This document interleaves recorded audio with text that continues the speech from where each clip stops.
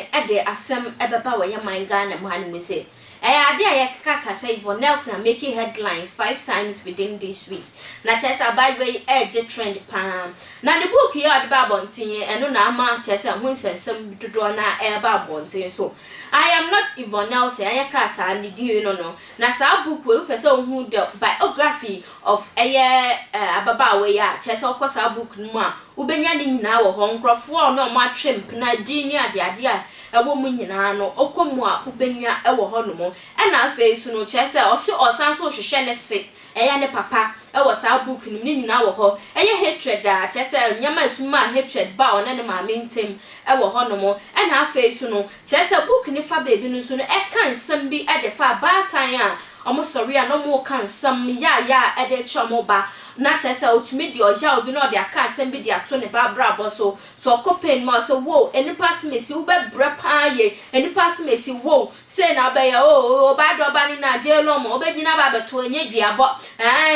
chese sam dodo na ene wo book ni ma e wo so obi biara tumi kokonya sa book ni bi no kenkai na bra sa book yi e ba bonten so chapter 8 of sa book we e de sam dodo na eba mbonten so na bread nsamba mbonten so no ama nkrofo dodo na kase ya de Yvonne Nelson nyama bi oye de wakwakoye childish pa wakoye nkwalade e wo sa book nim because nyama bi na watro wo sa book nim no enye ebi muso kase ya de chapter 8 no nsem otro wo ho no no very good very nice so otro sansem no ambom no pa no betuma ma yehunu se chapter 8 de wo ho nyina nso ne sa akodi o ma twempena da ma abortion nyina yeden abem eno na ya ade wo sa chapter 8 o na magana for dodo na kase wanya ade na nkrofo ne o ma twempena dodo ne nyina no a wa ya abortion dodo na ma o na ade no wanfo mu nyina afamba na yesa akodi nkwadi ene o de ba sa chapter 8 on anase ni book nim no nkrofo ne o ma twempena dodo a wo bonten so na ade no wanfamba da bi ne kwado mo ntiase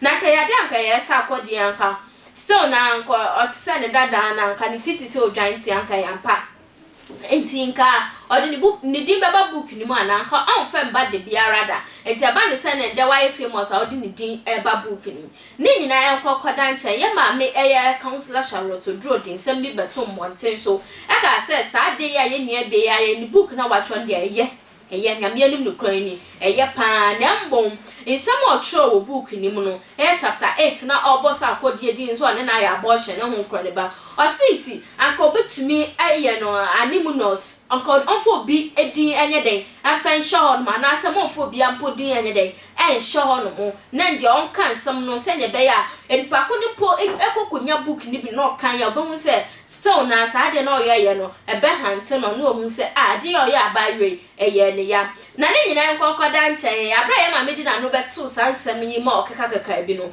ade oni yanka se papa ya bra ya de nyina Abeiku Santana omo ye interview bi na bra interview ne ekoso no ade ya Abeiku bi sa ne se aden no de na ba akoto sasem ne mu bi na ya ma me start so o kire ni nsem no ka se yanka se papa counselor Lutrus na twetwe ne de ne ba nsem ane hu kro ne ba seeking for her advice and I chese odi nsam ne beto mbonte so na he sa na mbo no on jeje no on condemn no na mbo osusu se suggestion and no make it but one thinking and farmer no and as when decided and farmer no say na ye mame Charlotte Oduro on Abeiku Santana interview no course na counselor Yvonne Nelson say me wo ko ka bia e dey amo se ma ka bi won dey na wo ko kai dey na fa say what are you talking about I mean can't him I think sir and a counselor Lutrus the platform be or ye Facebook. I am far home ko boss man no maka kire. Me va me home na be. No. And I think sir or your discussion be and then he felt say I could just come in. So he asked permission. I said no problem.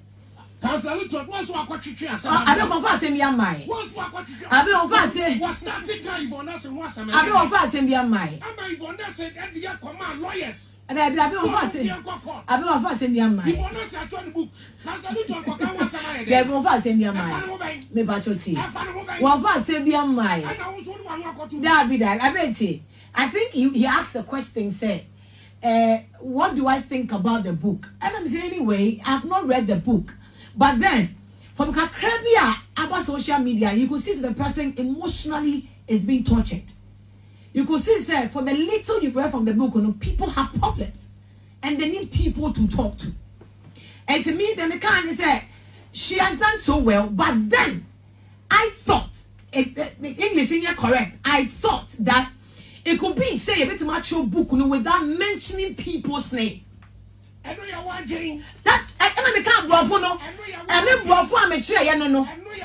is it. I didn't say, sir, I decided for her.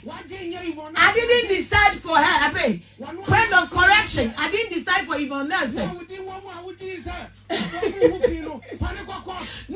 No.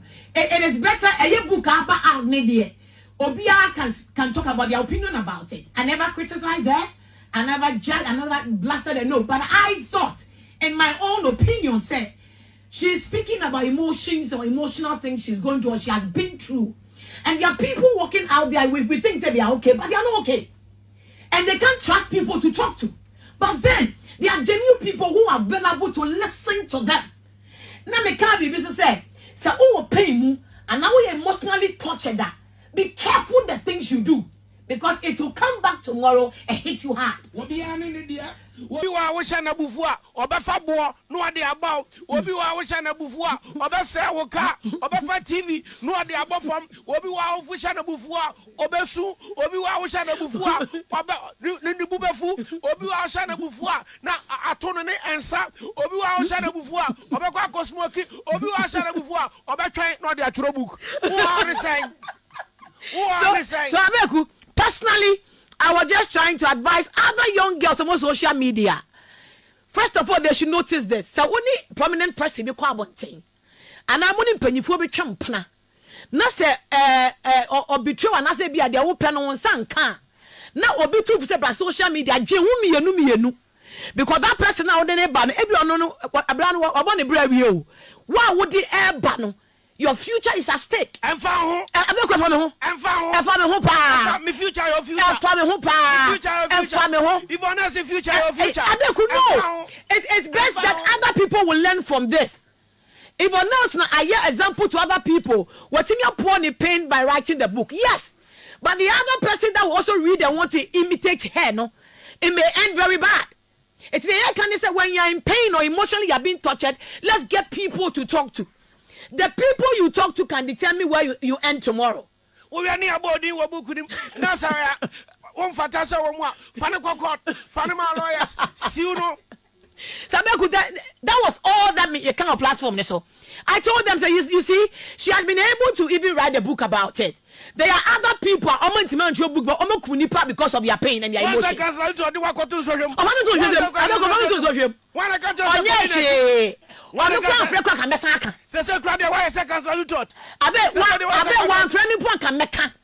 One friend me okay. Surely I will speak about it because I a booker out there and other people are getting involved with it. Mommy be a phone lines, no. Mommy be a phone lines, no. Mommy be a phone lines, no. Atiye for monfra.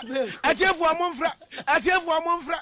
Councillor Charlotte say, Adena Yvonne Nelson, Abubodi, no anya ne kwadwo, wanya ne bed, wanya ne yaw. Adena wan change di no, no Abubodi ne ro. Eye sansam ye kokote ye hu mesi ana chese interview na e boss na ye de ye pan na ye ni jesam ye. It's very exciting, very lovely, and then just interview you call very nice. It was young for so only your mommy Charlotte to draw a yard for I didn't try to comment section only. Yeah, papa, Abeiku Santana, so yeah, for I didn't try to comment section was sent a bear meeting. I can kind of amount bring your brand new. Can I social media handles in your attention TV to be like a wash here.